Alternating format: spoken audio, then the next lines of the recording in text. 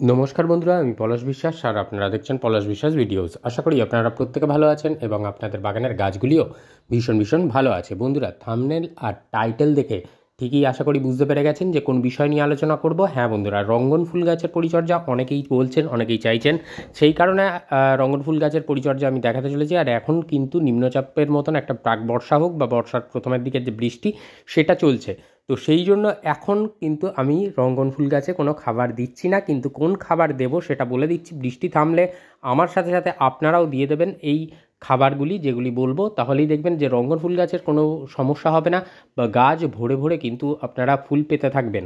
আর অবশ্যই যদি প্রচুর পরিমাণে ফুল পেতে হয় তাহলে এই ভিডিওটা দেখে এই যেভাবে কেয়ারগুলো বলবো একদম স্টেপ বাই স্টেপ সেই রকমভাবে কেয়ার করুন। দেখবেন সহজ গাছ রঙ্গন ফুল গাছ এবং সহজ পরিচর্যায় আপনার বাগানে রঙ্গন ফুলের গাছের ফুল কিন্তু অজস্র পরিমাণে পাবেন। প্রতিদিন সন্ধ্যে 6টায় বাগান সংক্রান্ত ভিডিও আসে আমার চ্যানেলে, তাই বলবো যারা এখনও চ্যানেলটি সাবস্ক্রাইব করেননি দয়া করে সাবস্ক্রাইব করে নিন, পাশে থাকা বেল আইকনটা প্রেস করে অল করে রাখবেন, তাহলে আমি যখনই সন্ধ্যাবেলা 6টার সময় ভিডিও দেব তার নোটিফিকেশান কিন্তু আপনারা পেয়ে যাবেন আপনাদের মোবাইল, কম্পিউটার অথবা টিভি স্ক্রিনে।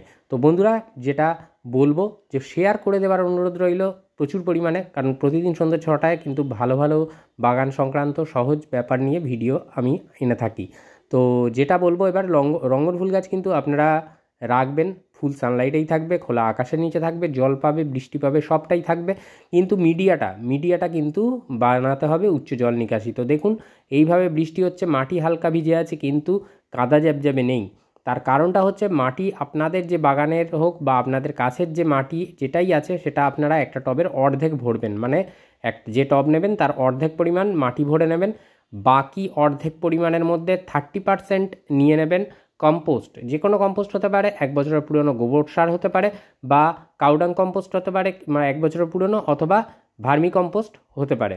তো যেটাই হোক সেটা 30% নেবেন, মাটি 50 একটা টবের অর্ধেক, আর 30% মানে 30% কম্পোস্ট। তাহলে আপনাদের একটা টবের কিন্তু 80% ভরে গেল। বাকি পড়ে থাকবে যে 20%, সেটা বিল্ডিং কনস্ট্রাকশনে ব্যবহার করা হয় যে লাল মোটা দানার বালি, সেটা আপনারা নিয়ে নিতে পারেন। আর যারা সাদা বালি বা হর্টিকালচার স্যান্ড যেটা বলা হয় সেটাও নিলে 20% নিয়ে নিতে পারেন। তো আর যদি বিল্ডিং কনস্ট্রাকশনের বালি নেন তাহলে কিন্তু বার 3-4 ধুয়ে নেবেন, যাতে নোনা ভাগ যেটা নোনা অংশ সেটা যেন ধুয়ে বেরিয়ে যায়, এটা মাথায় রাখতে হবে।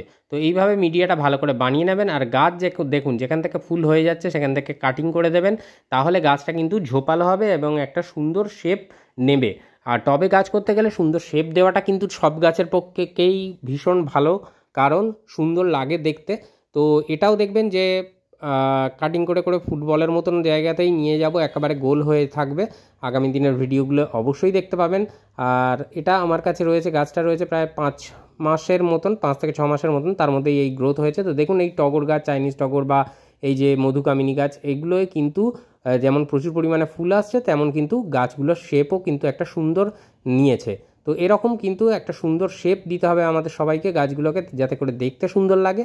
আর অবশ্যই এই যে কাটিং করার ব্যাপারটা বললাম, যখনই ফুল হয়ে যাবে না তখনই ডালগুলোকে কাঁচি দিয়ে বা কাটার দিয়ে কেটে দেবেন, তাহলে হবে কি গাছটা ঝোপালো হবে এবং অজস্র পরিমাণে ব্রাঞ্চ আসবে। আর যত বেশি ব্রাঞ্চ আসবে তত বেশি কিন্তু ফুল পাবেন। তো গাছের পাতা হলুদ হয়ে যাচ্ছে বা শুকনো হয়ে পড়ে যাচ্ছে, দেখুন যদি টবের মিডিয়ায় জল হোল্ড হয় তাহলে কিন্তু এই সমস্যা হবে। এটা অনেকে বলছেন, সেই কারণেই কথাটা বললাম।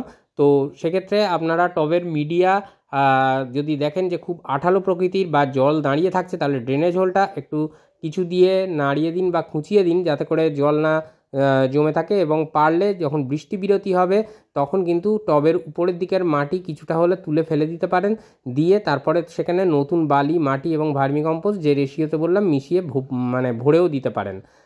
এটা করতে পারেন। আর না হলে কিন্তু মাটিটাকে সবসময় প্রায় হালকা হালকা করে খুঁচিয়ে রাখতে হবে, যাতে করে জল না হোল্ড হয়ে থাকে। তো এটা হলে সমস্যা হবে। আর এছাড়া এই গাছের কিন্তু সহজ পরিচর্যা যেটা বলবো, আপনারা একবার মিক্সড খাবার দেবেন, যেটা আমি দেবো এই বৃষ্টিটা থেমে যাওয়ার পরেই। তো বৃষ্টি থেমে যাওয়ার মানে এই যে নিম্নচাপ টাইপের যে টানা বৃষ্টি হচ্ছে, এই বৃষ্টিটা যখনই হোল্ড হয়ে যাবে, থেমে যাবে, তখনই কিন্তু এই খাবারটা দিয়ে দেবো। তারপরে বৃষ্টি হোক, কোনো সমস্যা নেই। সেক্ষেত্রে 10 ইঞ্চি টবের জন্য নিয়ে নেবেন 1 টেবিল চামচ করে হাড় গুঁড়ো, শিংকুচি এবং সিঙ্গেল সুপার ফসফেট, তার সাথে বায়ো পটাশ বা অর্গ্যানিক পটাশ নিয়ে নেবেন 1 টেবিল চামচ, ব্যাস। আর কিচ্ছু কিন্তু লাগবে না। আর পারলে যদি জিআর দানা থাকে বা যেটাকে বলা হয় বায়োজাইম এটা যদি থাকে আপনাদের কাছে তো সেটা নিয়ে নিতে পারেন।